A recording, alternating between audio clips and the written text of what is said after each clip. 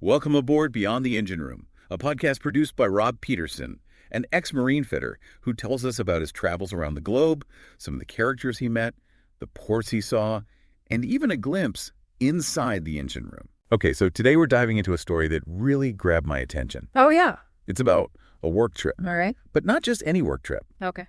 This one takes us to Northern Ireland. Interesting. Back in 1990, right in the thick of the Troubles. Ah, a challenging time. And this story, well, it just jumped out.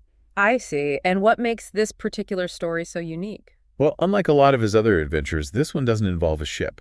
Really? Yeah. That is a bit different. It was supposed to be, a routine maintenance trip to Belfast, but I bet that it turned into anything but routine. I bet it didn't go as planned. Not at all. Yeah. So Rob and his two co-workers, Okay. they start their journey at Cardiff Airport. Right? And they board a flight to Aldergrove, Okay. which is a civilian airport in Belfast. Mm-hmm.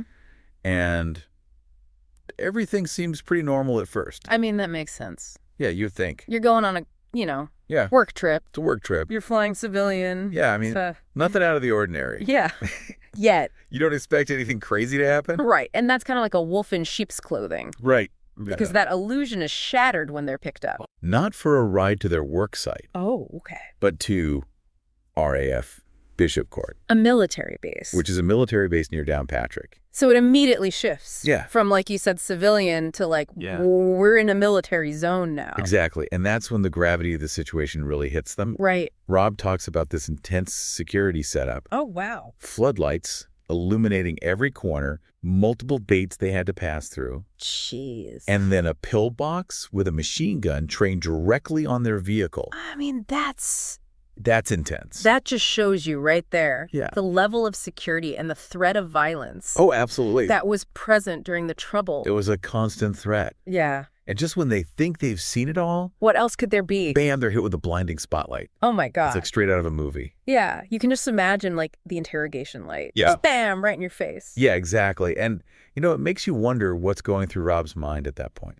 I mean... They end up staying in the sergeant's mess, Oh, which Rob describes as surprisingly comfortable. oh, really? Good food. A subsidized bar. That's interesting. The whole thing went down while he was on this work trip working as a contractor for the RAF. Yeah, for the Royal Air Force. Now, can you imagine going to work every day Oh, this is a good one. with armed military escorts? I mean, talk about It was just crazy. a sign of the times, right? It really was. That was Rob's reality back then. Yeah, every day traveling in these convoys Convoys. with armed military escorts because of the whole security situation there. Yeah, because of the Troubles. Exactly. It really gives you a sense. It's your real sense of what it was like to live and work in Northern Ireland back then. Yeah. But even the normal stuff had an edge. Oh, I bet. In their security briefing, they were warned about booby-trapped porn magazines. Wait, what? It's like, you almost have to laugh, but it's a dark humor, That's dark. It's just so unexpected. Yeah. But it just goes to show you the lengths they went to. To instill fear, I guess. Yeah, to create this atmosphere of fear and uncertainty. And also just how unpredictable the threats were. Exactly. This is where we find Rob on a Saturday. He and his colleagues get a half day off, Nice. which is nice. And they're invited to a rugby match. All right. Sounds like a good way to spend a half day. Yeah. So can you picture this? They get driven to the match through the streets of Belfast Belfast streets. Uh-oh. Oh, wow. with those same armed escorts. I Yeah. mean, can you imagine that pregame drive? Talk about a memorable trip to the rugby pitch, right? Unforgettable. So they arrive at the rugby ground. Yeah. And Rob's thinking he's just going to be a spectator. Kicking back, enjoying the game. Yeah, just cheering his colleagues on. Yeah. But boy, was he wrong. Uh-oh. This big sergeant comes up to him, A big sorry. Yeah. a big sergeant, and basically tells him, "You're Welsh. You must play rugby. Get suited up. We're a man down." No way. That's amazing. It's like straight out of a movie. Like you're just thrown into this crazy situation. Totally unexpected. And you have to just roll with it. Exactly. Then no time to think. Oh, and time to think it all. And of course, Rob protests. He's like, Well, I bet. "I'm not prepared. Yeah. I don't have the right gear." But the sergeant wasn't having any of it. No. You're playing, son. Next thing he knows, he's on the field playing left wing for the RAF team. Left wing, that's Yeah. not as bad as some other positions. Right. Maybe a little bit of a blessing in disguise for Rob. Yeah, maybe a little less intense. What do you think? Would you have been terrified or excited in that moment? Oh, man. I think I would have been a mix of both. Yeah. Definitely a healthy dose of both. Yeah, heart pounding. But the story doesn't end there. Oh, no. At halftime, they're down a man. Oh, boy. And they decide to move Rob. The reluctant substitute. The reluctant substitute into the forwards as a flanker. Talk about trial by fire. I know, right? For the relative safety of the wing, straight into the thick of it. Yeah, into the heart of the action. And that's where things get really interesting. Yeah. Rob describes this moment where he dives for the ball, looks up, oh no, and sees these three massive opposing players. Oh my goodness. Coming straight at him like a freight train. That's terrifying. He said it's like his life flashed before his eyes. Oh, I bet. Thankfully, the referee blew the whistle just in time. A true lifesaver, that ref. I know, right?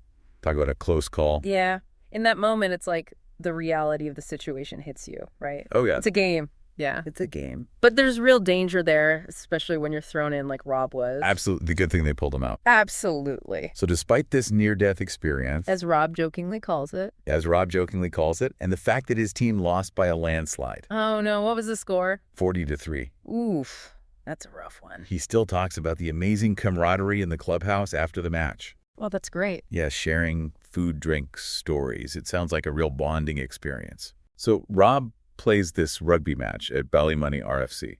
He gives it his all, really puts his heart into it. And how did it go?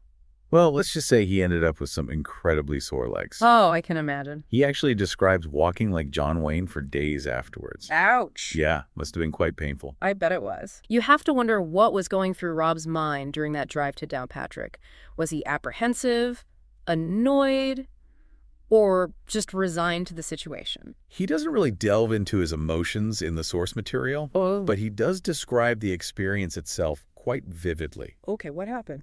He eventually found a supplier. All right. And the woman who helped him, well, she was incredibly kind and chatty. Oh, that's nice. They talked about all sorts of things, completely unrelated to the conflict. That's interesting. Like in that moment, all the tension, all the fear just faded away. A little bit of normalcy in the midst of all that chaos? Exactly. Rob specifically mentions how much he enjoyed that normal interaction. I bet he did.